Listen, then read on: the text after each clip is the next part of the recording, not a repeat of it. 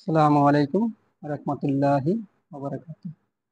আমি মোহাম্মদ রেজাউল হাওলাদার আপনাদের সাথে আছি। প্রথমেই আছি আমরা রাসেল ভাইপার নিয়ে।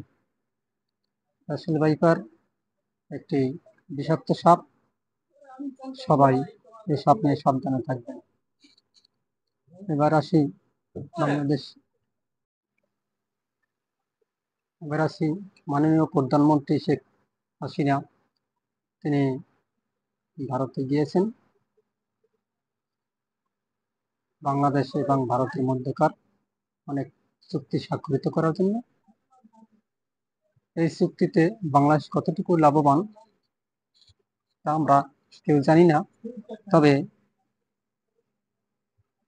বাংলাদেশের অনেক চুক্তি হয়, সেই চুক্তিগুলো জনসম্মুখে প্রকাশিত হচ্ছে না। মাননীয় প্রধানমন্ত্রী যদি এই চুক্তিগুলো জনসম্মুখে কোনো নিউজের মাধ্যমে প্রকাশিত করতেন তাহলে আমরা সবাই উপকৃত হতাম। আসি বাংলাদেশ জাতীয় দলের ক্রিকেট নিয়ে। বাংলাদেশের জাতীয় দলের ক্রিকেটের যে অ্যাপ্রোচ, তারা 140 রানের উপরে করার সামর্থ্য তাদের নেই। তারা মনে হয় তারা খেলতে নামে তারা হারার জন্য, জিতার জন্য না। দেখেন, বড় বড় দেশ অস্ট্রেলিয়া, ইন্ডিয়া এবং ইংল্যান্ড, এরা যে খেলে তারা জেতার জন্য মাঠে নেই। এখন এমনকি ছোট দলগুলো যারা আসছে এখন বর্তমানে, নেদারল্যান্ড, তারপর হচ্ছে আফগানিস্তান, আরো এরকমের কয়েকটি দেশ আছে, উগান্ডা, তারা কিন্তু মাঠে নামলে মনে হয় যে তারা জেতার জন্য নামছে এবং খেলার জন্য নামতেছে। তাদের যে ব্যাটিং অ্যাপ্রোচ এত সুন্দর, বড় বড় বাউন্ডারি মারা এবং রান তারা করে জেতার চেষ্টা করা, এরকম বাংলাদেশের ব্যাটসম্যানের ভিতর এরকমের কোনো সম্ভাবনা নেই যে তারা মনে হয় তারা নামছে হারার জন্য। তারা যে খেলে, তাদের খেলার ধরন সেই ব্রিটিশ আমল থেকে এই পর্যন্ত একই ধরনের, এই একই ধরনের ডাস, একই ধরনের সরকার, সৌম্য সরকার, একই ধরনের তাদের সব ব্যাটিং অ্যাপ্রোচ। তারা জেতার জন্য চিন্তা করে না, তারা মনে করে যে তারা খেলতে আসে, আসবে যাবে, আসবে যাবে, এরকম এইটাই তাদের ব্যাটিং অ্যাপ্রোচ। আমার মতে ব্যাটিং অ্যাপ্রোচ তাদেরকে সব পরিবর্তন করে। যারা ভালো করে খেলবে তাদের উপর চাপ প্রয়োগ করা উচিত। যারা ভালো খেলবা তারা দলে থাকবা, যারা ভালো খেলবে না তারা দলের বাইরে চলে যাবা। 1 মাস 2 মাস করে একজনকে সুযোগ দেওয়া লাগবে, বা সর্বোচ্চ 3 মাস করে সুযোগ দেওয়া লাগবে।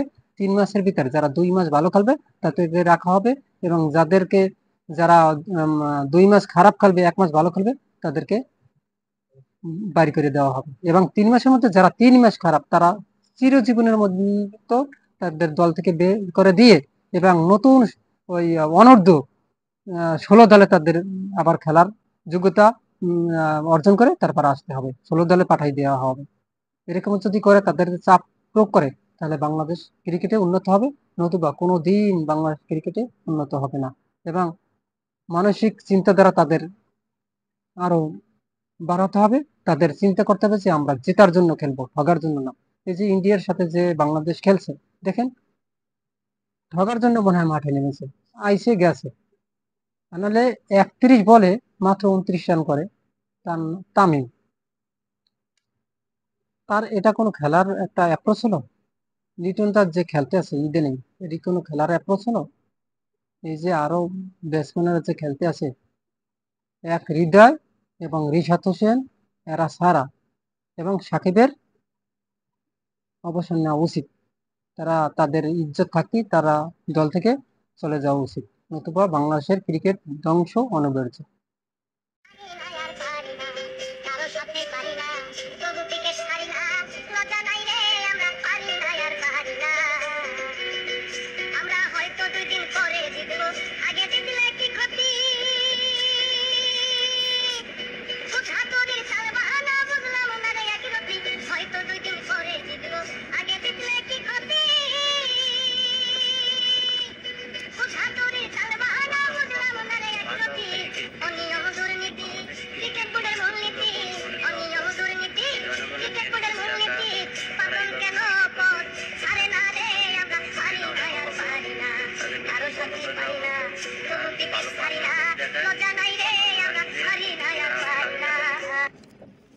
ওরা হইছে